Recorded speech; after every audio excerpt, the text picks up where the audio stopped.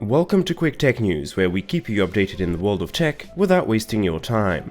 First up in the news today, workers at an iPhone manufacturing plant in India have caused up to $7 million in damages. The Taiwanese-based company called Wistron is one of Apple's top suppliers, and apparently workers have been severely underpaid in comparison to what they were promised when accepting the jobs.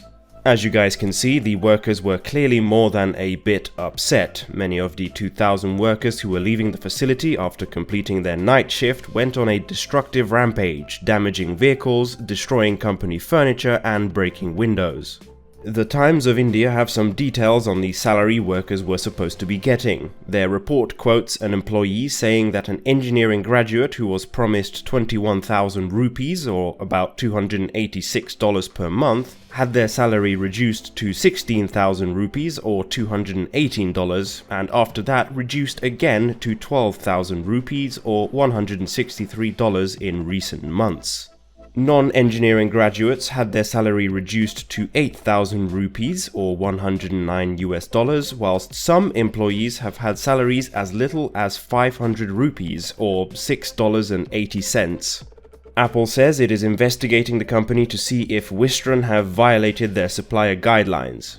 India is the second largest smartphone market, behind only China, but Apple have struggled to compete in this market due to India's price-conscious and competitive market. To boost sales, Apple have started manufacturing their cheapest model, the SE, locally in order to dodge Indian import fees, which are especially high on goods made in China. This is not the first time Apple have been involved in a scandal around exploiting workers overseas. Back in 2010, they were under fire for a large amount of workers at a Foxconn plant in China committing suicide in a short period of time.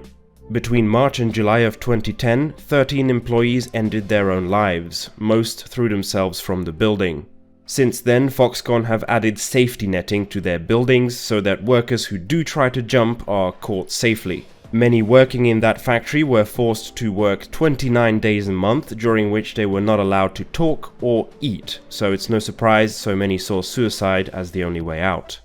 Next up in the news, more on Cyberpunk 2077. The buggy game has been removed from the PlayStation Store, with Sony offering full refunds of the game. Cyberpunk's developer CD Projekt have already offered full refunds, but due to Sony's strict refund policy, many who bought the game from the PlayStation Store have been unable to get refunds until now. The rocky start to this game's life has cost CD Projekt heavily. According to a report by Bloomberg, the shares of the company have dropped by over 30% in the last 6 days, which cost the founders more than $1 billion from their collective wealth. If you enjoyed this video, I would really appreciate if you could like the video, subscribe, and tell your friends to help get this channel off the ground. Thanks, and see you next time.